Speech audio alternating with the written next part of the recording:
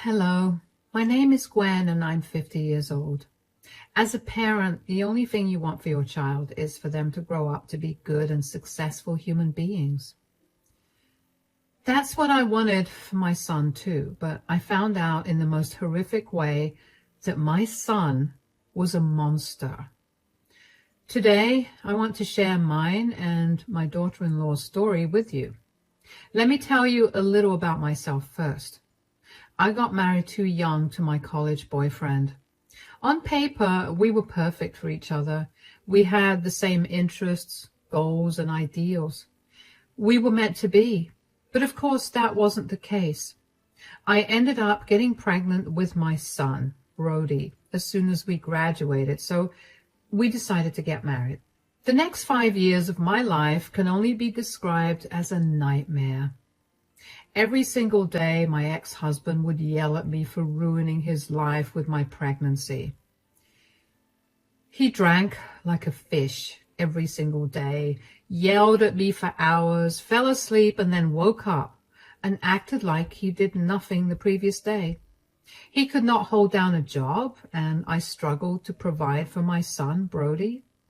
I finally reached my breaking point when I found out that my ex-husband had been stealing money from me to fund his alcoholism.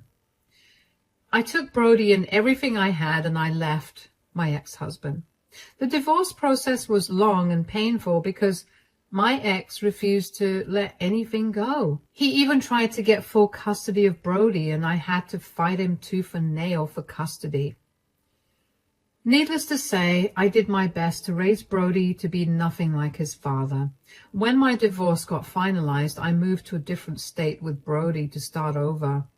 I struggled to find a job, but when I did, I worked hard and gradually got promoted to higher positions. Brody and I were very close because we were all we had, so it was no surprise that Brody chose to go to college near home. At college, Brody met my daughter-in-law, Chelsea. They were really cute together, and they seemed head over heels in love with each other. Chelsea was a very sweet girl, and I got along really well with her. She lived in the college dorms because she came from a different state. But every once in a while, she would stay with Brody and me for a few days. When Brody had classes, but Chelsea didn't, the two of us would go out for movies or to grab a coffee, and we'd talk for hours about nothing and everything.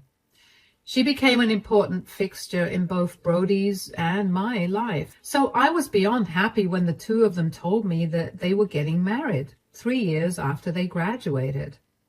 By that time, Brody and Chelsea had long moved out. Brody was the only one who was working, and he provided for both of them. At first, I was really concerned that Chelsea wasn't earning, and I even offered to find her a job, but Brody always adamantly turned me down. He would tell me that Chelsea did not want to work and felt bad turning me down, which was why he was doing it for her. I tried to talk to her about it when Brody was not around, but she'd always shut down and brush me off, so eventually I gave up and just let them be. I could only do so much without being intrusive.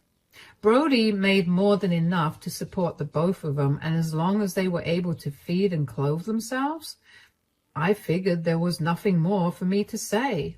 Around 2 years into their marriage, Brody began to travel for work.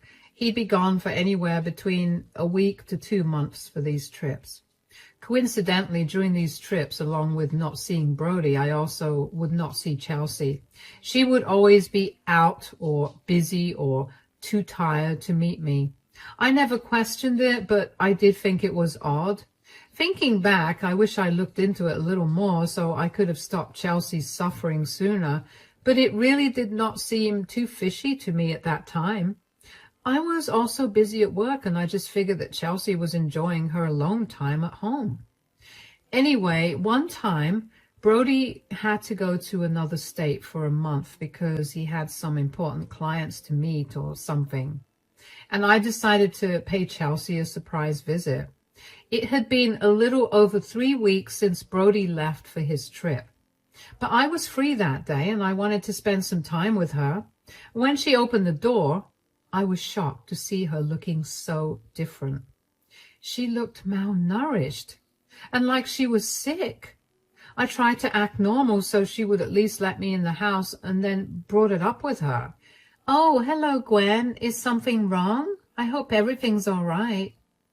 "Yeah, everything's fine. I just thought I'd swing by to spend some time with you because Brody's away.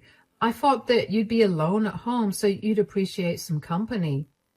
"Thank you. That's really nice of you. Come in. I don't mean to sound rude or offensive, but are you okay?" "Yeah, of course. Why wouldn't I be okay?" "You look really frail and sick. Is everything okay?" "I'm fine." "Should we go to the doctor to make sure you're fine? Because trust me, you really don't look like you are." "Gwen, I really appreciate your concern, but I promise you I'm fine. There's no need to go to the doctor." "But I just haven't eaten in 3 days. That's why I look like this." "What? Why?" "Well, it's the end of the month, so of course this was going to happen. I tried to ration out my allowance, but I couldn't." "What are you talking about? Allowance?"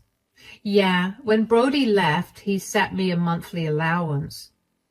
"That's insane. What is your allowance?" $100 a month." "What?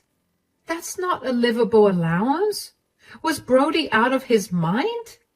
"I don't know, but this is what it's usually like whenever he leaves me for extended periods of time."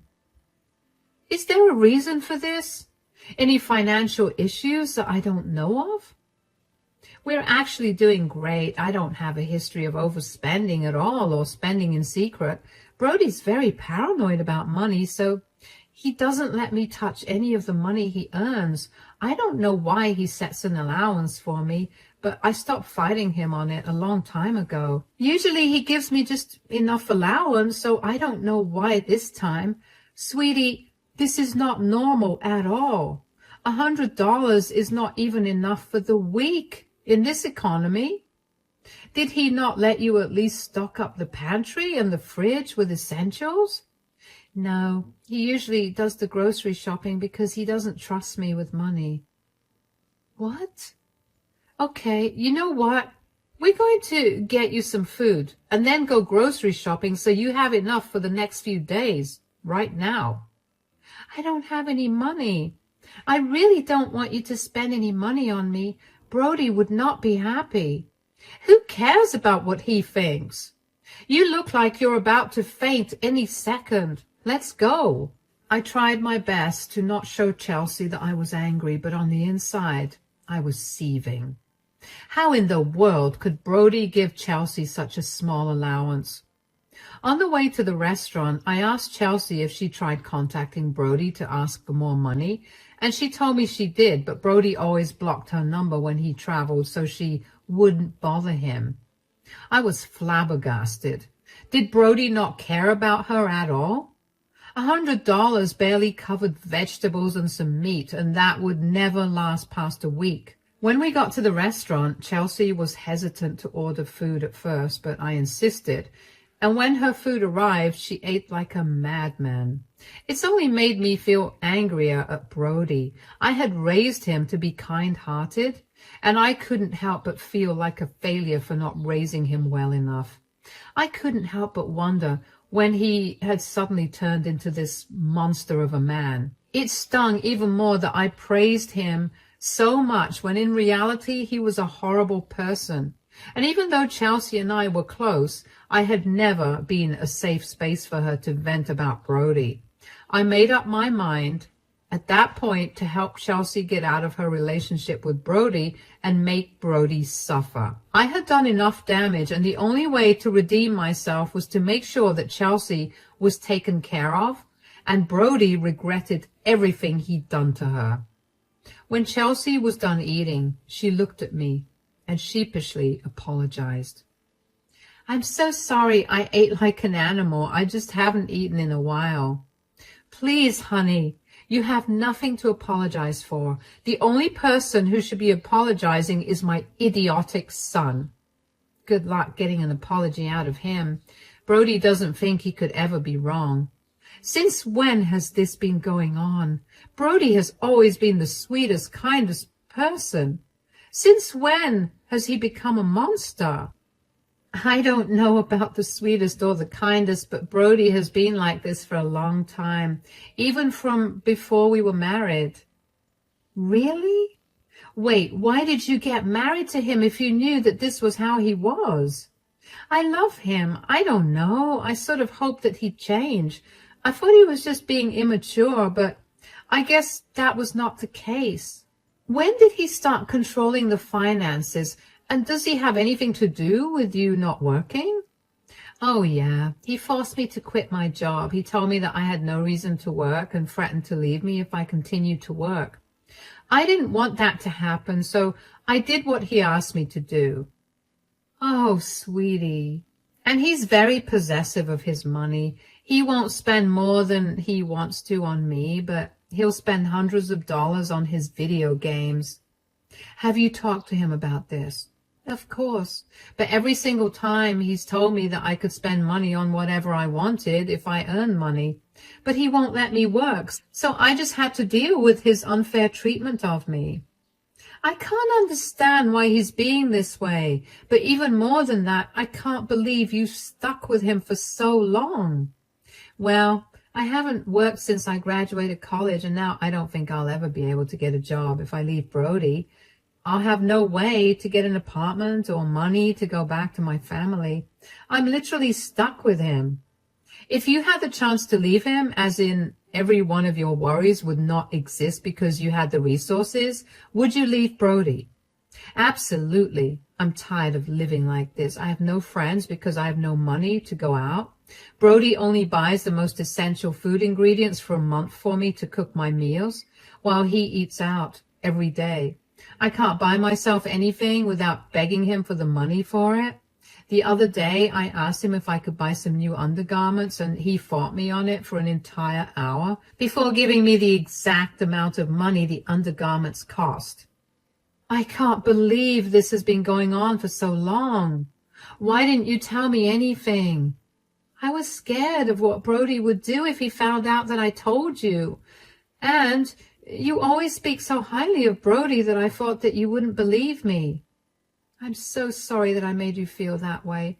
If it makes you feel any better, I would have believed you completely if you'd come to me before. Now that I know, I'm going to help you out. What do you mean? I have a lawyer friend, and he specializes in divorces. He's the one who helped me divorce my pathetic husband. We'll get you away from Brody. You don't have to worry about a place to stay because I'll get you all set up. Really? You would do that for me? But why? Because, honey, you're a wonderful girl. You deserve so much better than my disgusting son. Consider this an apology from my side for you having to deal with him. You may not be related to me by blood, but you're still my daughter, and I will make sure that you live a better life than you're living right now. Thank you so much. I don't know how else to thank you. Just get out of this relationship and live a happier life. I promise I will. I was shocked to hear about how controlling Brody had been, and even more shocked to find out that this had been the case since the start of his relationship with Chelsea. I felt so bad that she had just dealt with his nastiness, but I also understood why she did. She was in a new place, and Brody was the only person she was the closest to. Leaving the one person you knew in a place that was foreign to you was not an easy thing to do. I was glad that she opened up to me because I was going to make sure that she got out of that relationship. After I had bought some groceries for Chelsea, I dropped her off at home. When I got back home, I immediately called my lawyer from when I got divorced, and he referred me to his friend who worked in my city. I had to work fast because Brody was going to be back in a week, and I wanted Chelsea to be safe. I contacted the lawyer that was referred to me. His name is Harris, and we set up a meeting for the next day. I informed Chelsea about it and assured her once again that I would help her out after she divorced Brody. There was no way that I wasn't going to help her out. She was an amazing girl and she deserved a lot better than my disgusting son. I wanted to call Brody and yell at him for everything he'd done to Chelsea, but I decided to let the law do its job.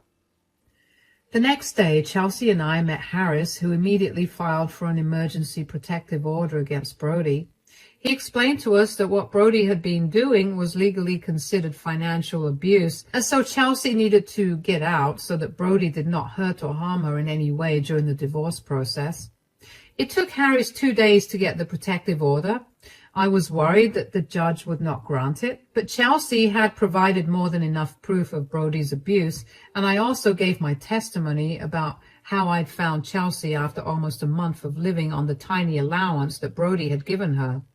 All of that worked in favor of Chelsea, and the judge immediately granted her the protective order. Aside from that, I also helped Chelsea find an apartment that she liked. I paid for the entire thing along with a year's rent so that she wouldn't have to worry about it while she had the divorce process going on. I used my connections to help her get a job and also encouraged her to pursue a master's degree. Finally, on the day that Brody was supposed to arrive, I told Chelsea to stay at my place. She couldn't move into her new apartment until the start of the next month, so I offered to let her stay with me until Brody left. Then Harris and I waited for Brody at his place. When Brody walked into the house, he called out for Chelsea, but when he heard no reply, he came towards the living room where he found Harris and me. "Mom, what are you doing here? And who's this? Where's Chelsea?" "Chelsea is at my place, and this is her lawyer, Harris." "Her lawyer? What's going on? Why does she need a lawyer?" "Because she's getting a divorce from you." "Divorce? Where's she going to go if she divorces me? She has no one to help her out, and she has no money or credit scores." "So, you admit that you've been financially abusing her for years?" "I wouldn't call that abuse. I've read way too many horror stories of men whose wives left them bankrupt because of their spending habits, and I was not going to let that happen to me." "Sure, but giving Chelsea $100 allowance for a month? You don't think that's abusive at all?" "There are people out there that are making it on that amount for 2 months. I was trying to teach Chelsea how to be careful with spending." "That's not teaching her how to spend her money at all. That's just severely restricting her. The people who make it on that amount do it because they have no other way to live. You make $150,000 a year and you don't spend even a quarter of it on Chelsea, and you don't let her work either. That is literally the legal definition of financial abuse." "So what now? Chelsea's going to leave me? Like I said, she has nowhere to go. You're not having any of my money. She just spend it on whatever someone says she should." "Why did you even marry her if this is how you thought of her?" "Because I needed to start a family. I've just been waiting because I needed to fatten up my savings a little more." "When did you become so despicable? And for the record, Gwen has no reason to worry about where she'll go or what job she'll get, because I'm going to help her out with it." "What? You're choosing a stranger over your son?" "She's not a stranger. She has proven to be more of a daughter to me than you have as a son. And she will rise up and live a much better life than you expect." "Please, how's she even going to do that? She's not capable of anything but sitting in the house and looking pretty." "Harris here has something for you." "This is a protection order against you. You have an hour to take all your necessities and move out until your hearing in 30 days. "Move out? This is my house. I own it."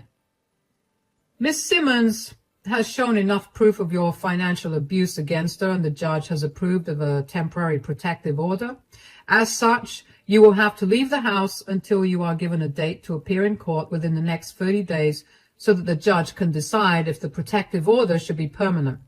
Whatever issue you may have regarding this, you can take it up in court. Here are the documents stating that. You are not allowed near Miss Simmons until 100 yards, and you are not allowed to contact her in any way. If you wish to speak to her, you can contact me. These are also the divorce papers. Sign them within 30 days or the divorce will be finalized when Miss Simmons goes to court for it. Mom, how could you do this to me? I'm your son. How could you put your son through this? The real question is, how could you treat Chelsea like that and feel no remorse? Consider this a lesson for you. I'm just teaching you how to be a decent human being. Now grab your things and leave. Don't even try to contact me or ask me for help because I'm not doing any of that. Brody stared at me dumbfounded, but I told him to hurry and pack his stuff up. Harris and I waited for an hour till Brody was done packing and left only after we saw Brody drive away. I didn't understand why he was so shocked that I could do something against him when he had been actively hurting someone he was supposed to love for years. I was glad that Brody was going to face at least some consequences, but I was worried about whether Chelsea's protective order would be repealed. Brody did try to contest the order, but the judge dismissed it and granted Chelsea a permanent protective order. Brody tried to get me to talk to Chelsea on his behalf many times, but I told him that I would not be doing that. Eventually, I threatened to report him for trying to indirectly contact Chelsea, and he stopped out of fear. The divorce process was long and really hard on Chelsea, but I stood by her side the entire time.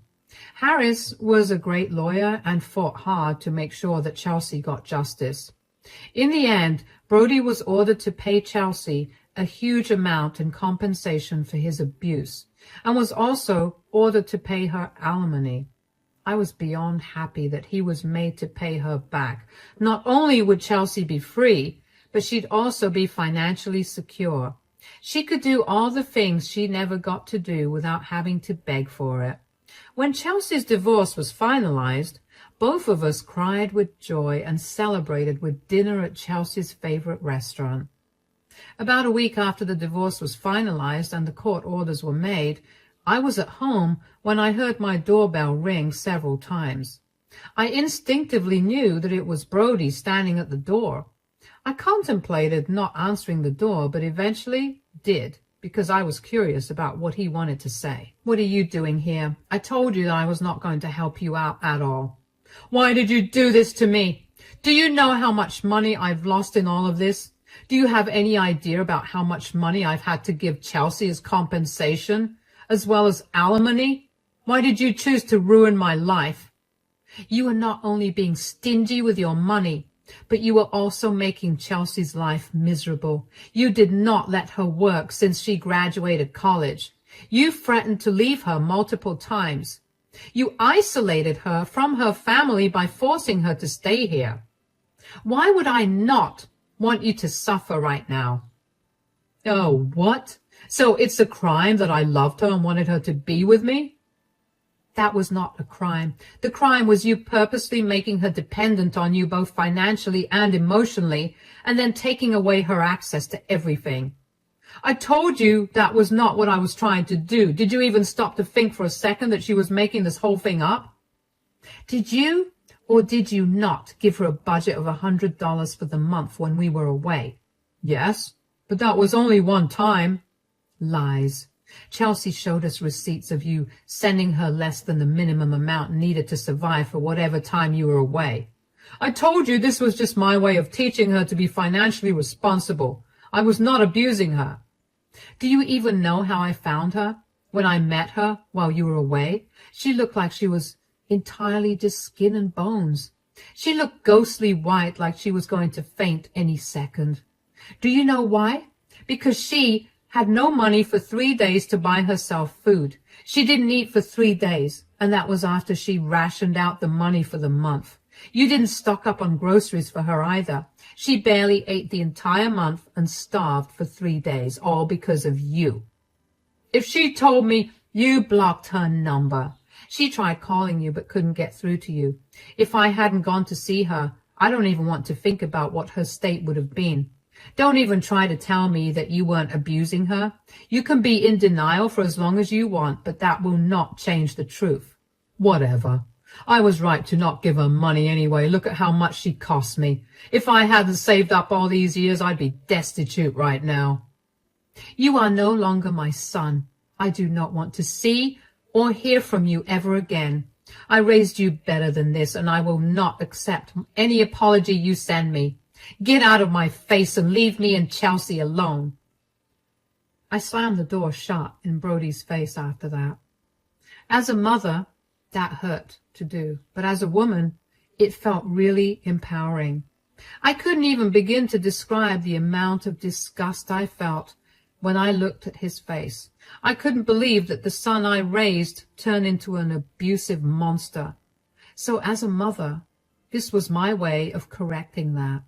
I was not going to be associated with a man like Brody. God knows how much I struggled to get away from his father, and I was not going to let something like that happen to Chelsea. Chelsea is doing well now. She finally has the freedom to do whatever she wants, and she seems healthier too. I make sure to go over to her place every week with a cooked meal because I'm still paranoid that she isn't eating. Chelsea did struggle a lot initially when she left Brody, and I was worried that she was still struggling, but she wasn't showing me. Thankfully, that isn't the case. She's thriving at her new job, and she's even made new friends. Every week when I see her, she's glowing with happiness, and it makes my heart swell to see her that way. We've become a lot closer now, and she really has become like a daughter to me. She'll finally be traveling to see her family and friends from her hometown this weekend, and she'll be starting her master's degree this fall. I'm happy that she's getting back on her feet. As for Brody, I've been getting updates on him through some relatives. Brody spiraled after Chelsea left. He didn't know what to do with himself since she wasn't there for him to unload his frustrations on. He began to take his frustrations out on his co-workers. He became snappy and rude, which led to a lot of complaints to HR about him, and he got fired from his job.